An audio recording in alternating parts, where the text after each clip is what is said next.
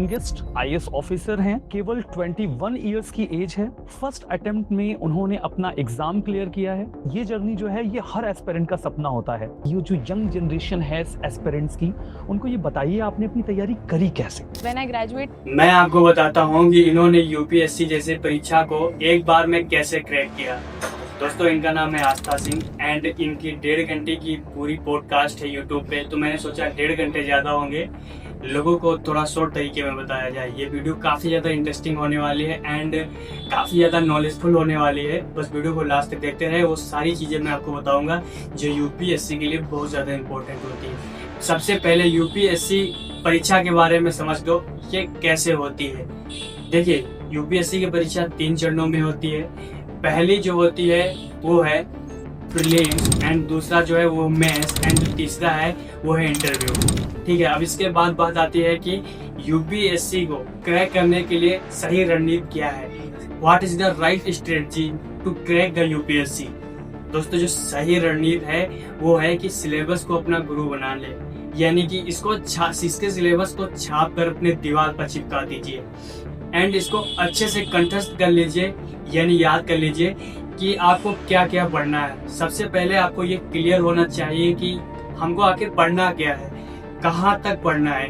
ये जब आपको पता होगा तभी आप प्रॉपरली अपनी जो है परीक्षा को अच्छे से समझ पाएंगे एंड इसको क्रैक करने में आपको बहुत ज़्यादा मदद मिलने वाली है। तो जो पहली चीज़ है वही है कि सिलेबस को अपना गुरु बना लें एंड इसको छाप कर अपनी दीवार पे लगा लें। इससे आपको बहुत ज़्यादा फायदा होगा। ठीक है, अब इसके बाद बात आती है कि यूपीएससी पढ़ने की शुरुआत कैसे करें। तो मैं आपको एक सजेशन दूंगा कि यूपीएससी को क्रैक करने के लिए आपको एनसीईआरटी से शुरुआत करनी होगी, वो भी क्लास 6 से लेकर क्लास 12 तक की एनसीईआरटी को आपको इसको बिल्कुल एकदम से रट लेना है। याद रखें, रट लेना है।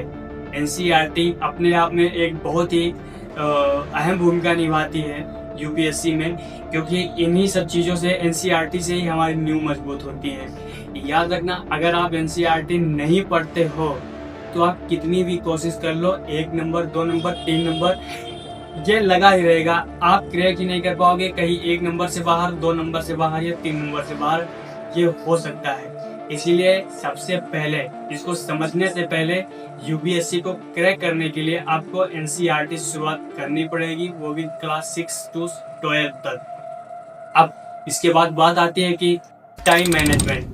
देखिए दोस्तों, क्या होता है कि टाइम मैनेजमेंट सब अपने अपने हिसाब से करते हैं। स्टूडेंट जो केवल और केवल पढ़ते हैं, जिनके माँ बाप पैसे दे रहे हैं पढ़ने के लिए, मैं उनको एक ही सजेशन दूंगा, भाई आप अच्छे से पढ़ो, क्योंकि आपके घर से पैसा आ रहा है। जिनको पैसा नहीं मिल रहा है वो बहुत अच्छे से समझते हैं कि कीमत क्या होती है पढ़ाई की एंड पैसा क्या होता है। इसीलिए अगर आपके माँ बाप आपको पैसा दे रहे हैं पढ़ने का तो आप उसको सही से यूज करें, अपनी चीज़ों को सही से इस्तेमाल करें, उस पैसे का सदुपयोग करें, क्योंकि जिसके पास पैसा नहीं होता है वो दर्द समझता है। इसीलिए आप अच्छे से पढ़ें। कम से कम यूपीएससी आप जब पढ़ने के लिए ही है तो कम से कम 14-15 घंटा पढ़ने की कोशिश करिए। ठीक है, अब बात आती है उनके लिए जो पार्ट टाइम काम भी करते हैं एंड उसको पढ़ना भी चाहते हैं, यूपीएससी को क्रैक करना भी चाहते हैं। उनके लिए मैं बोलूँगा भाई कि आप कम से कम 8 घंटे पढ़िए, क्योंकि अगर आप 8 घंटे पढ़ेंगे तो आपकी जो कुछ चीज़ें हैं, कुछ एक्टिविटीज़ हैं वो क्लोज हो जाएंगी। जैसे कि बेफालतू का घूमना, बेफालतू का शोर, जो इधर उधर का शराबा होता है, उससे आपका जो माइंड का करप्शन होता है वो खत्म हो जाएगा। इसलिए आप इमेजिनेशन वर्ल्ड से बाहर निकलो एंड रियल लाइफ में आओ अपने, तभी आप 8 घंटे में यूपीएससी सिलेबस को कंप्लीट कर पाओगे। क्योंकि देखिए, UPSC one of the hardest है एग्जाम इंडिया का। तो यूपीएससी को क्रैक करना इतना तो आसान भी नहीं है, लेकिन असंभव भी नहीं है। अगर आसान नहीं है तो असंभव भी नहीं है, ये इस बात को याद रखना। लेकिन अगर आपको 8 घंटे के लिए पढ़ने का मौका मिलता है तो आप इस 8 घंटे को ऐसे पढ़ने की कोशिश कीजिए जैसे कि आपके पास हो केवल 2-3 घंटे ही है, क्योंकि उस समय आपके फोन का नोटिफिकेशन ऑफ होना चाहिए या फिर फ्लाइंग मोड पे होना चाहिए, तभी आप प्रॉपरली पढ़ पाएंगे। इस बात को याद रखना, तभी 8 घंटे आप 16 घंटे के बराबर कर पाएंगे। ठीक है, अब उसके बाद अब बात आती है कि सब्जेक्ट टिप्स।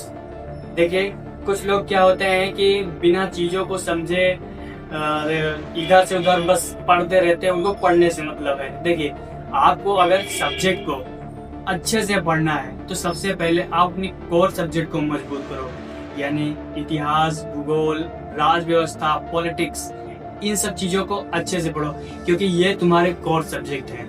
अब कोर सब्जेक्ट ही तो मेन रैंक दिलाते हैं। फॉर एग्जांपल, जैसे कि मैं बीटेक कर रहा हूँ और मैं कंप्यूटर साइंस से हूँ, तो मेरी कोर सब्जेक्ट है पीपीएस, जिसे सी लैंग्वेज भी बोलते हैं।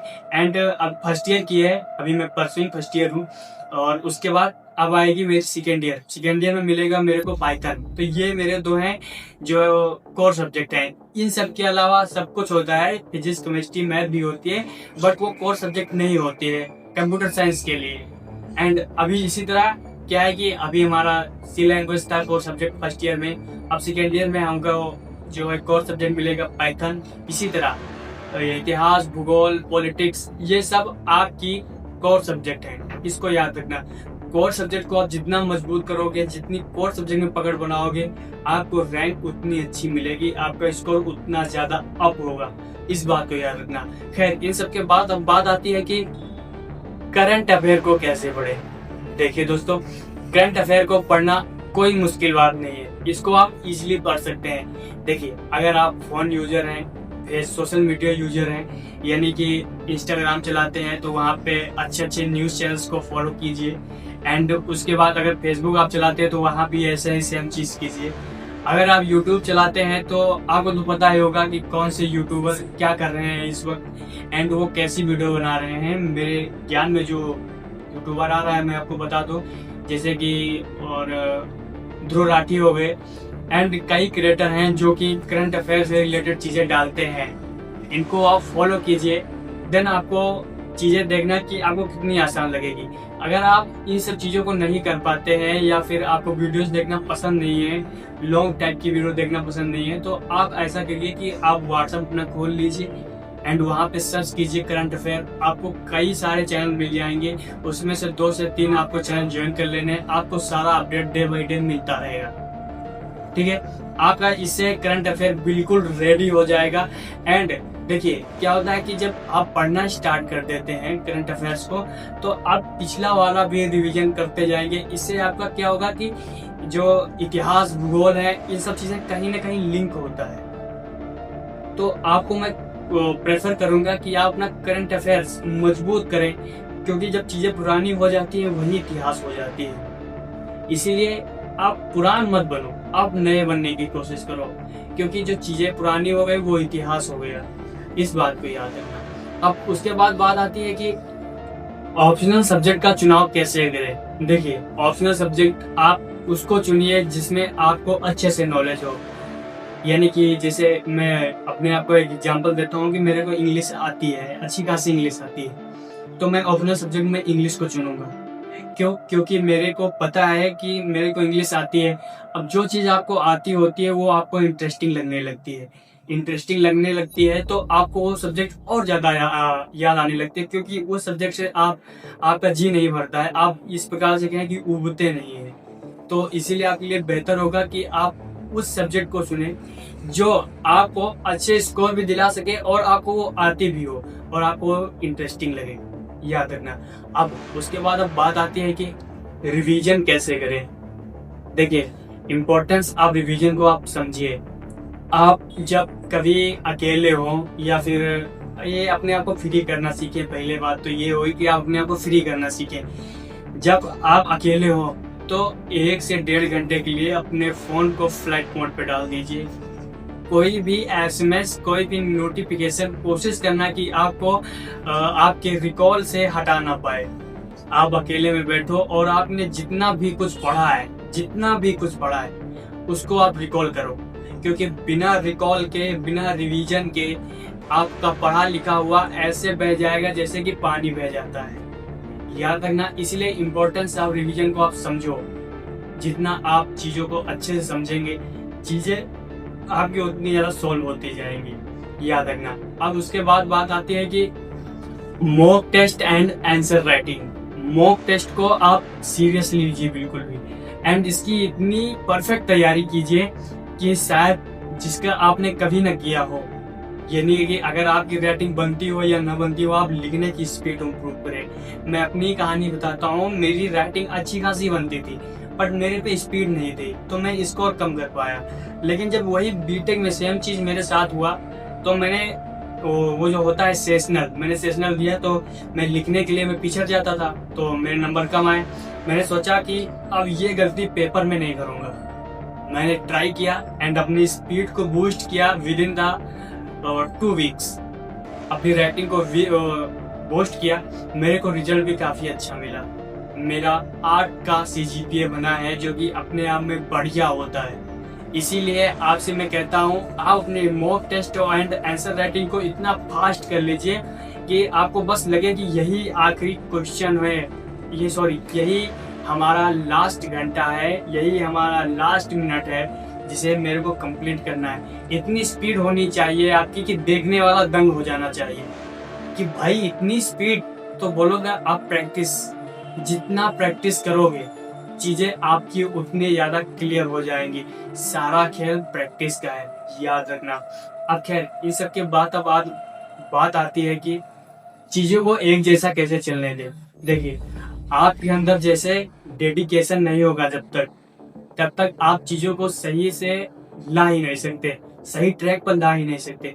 तो सबसे पहले आपके अंदर डेडिकेशन होना चाहिए, ये जुनून होना चाहिए, पैशन होना चाहिए कि मेरे को ये करना है, चाहे कुछ भी हो जाए, भले ही मैं वहां पर ना जाऊं लेकिन ये करूंगा। डेडिकेशन जब तक आपके अंदर नहीं होगा, आप उस लेवल के आदमी नहीं बन सकते जिस लेवल की आप सोच रखते हैं। इसलिए बेहतर होगा कि आप अपनी चीजों को अच्छे से एनालाइज करें, अच्छे से चीजों को देखें एंड आप अपने काम को लेकर डेडिकेट रहें, ताकि आपका काम आपको काम न लगे, आपका पैशन लगे। याद रखना, जिस दिन आपका काम आपका पैशन बन जाएगा, उसी दिन सफलता आपकी कदम चूमेगी। याद रखना। अब उसके बाद बात आती है कि हर एक चीज को एक जैसा कैसे चलने दे, यानी कि डिसिप्लिन को कैसे बनाए रखें। देखिए, डिसिप्लिन आप तभी बना सकते हैं जब आप मोटिवेशनल चीजों को छोड़कर, इम्प्रेशनल चीजों को छोड़कर आप अपनी नई स्ट्रेटजी बनाएंगे। इसी को ही डिसिप्लिन कहते हैं। डिसिप्लिन वो चीजें करने में सक्सेसफुल होता है जो इम्प्रेशनल या मोटिवेशनल चीजें नहीं कर पाती। इस बात को याद रखना। डिसिप्लिन अपने आप में एक बहुत बड़ा जो है शब्द भी है एंड इसका यूज भी बहुत बड़ा है। जो डिसिप्लिन को पकड़ लेता है, फिर दुनिया की कोई भी ताकत उसे हरा नहीं सकती। इस बात को आप याद रखना, ठीक है। अब इसके बाद बात आती है कंसिस्टेंसी। देखिए, कंसिस्टेंसी आपकी जिंदगी में उतना ही जरूरी है जितना कुएं से रस्सी निकालते हैं जब हम, तो कुएं के जो पत्थर होते हैं उस पर निशान पड़ जाते हैं। क्यों पड़ जाते हैं? क्योंकि जो रस्सी थी वो कंसिस्टेंट, यानी लगातार उस पर आती जाती थी। सोचो कि रस्सी होकर पत्थर पर निशान डाल दिए, तो आप अपनी चीजों को लेकर क्यों नहीं क्लियर कर सकते हैं? आप अपनी जिंदगी में कंसिस्टेंसी को लाइए। जिस दिन आप अपनी जिंदगी में कंसिस्टेंसी को ले आए, फिर समझ लेना आपने उसी दिन से अपनी जिंदगी में एक नया शुभारंभ कर दिया है। इस बात को याद रखना। आई होप मैं आपको काफी अच्छी चीजों को बता पाया होगा, अच्छे से चीजों को एनालाइज करा पाया होगा और इस वीडियो को अच्छे से मैंने आपको समझाया होगा। सो मिलते हैं नेक्स्ट वीडियो में, तब तक के लिए थैंक यू।